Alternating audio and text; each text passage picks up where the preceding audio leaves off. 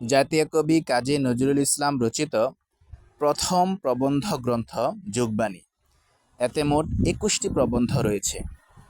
প্রবন্ধগুলো হলো: আমাদের শক্তি স্থায়ী হয় না কেন, উপেক্ষিত শক্তির উদ্বোধন, কালা আদমিকে গুলি মারা, গেছে দেশ দুঃখ নাই, আবার তোরা মানুষ হ, ছুতো মার্গ, জাগরণী, জাতীয় বিশ্ববিদ্যালয়, জাতীয় শিক্ষা, ডায়ারের স্মৃতিস্তম্ভ, ধর্মঘট, নবযুগ, বাংলা সাহিত্যে মুসলমান, বাঙালির ব্যবসাদারি, ভাব ও কাজ, মুখবন্ধ, মুহাজিরিন হত্যার জন্য দায়ীকে, রোজ কেয়ামত বা প্রলয় দিন, লাট প্রেমিক আলী ইমাম, লোকমান্য তিলকের মৃত্যুতে বেদনাতুর কলিকাতার দৃশ্য, শ্যাম রাখি না কুল রাখি, সত্যশিক্ষা।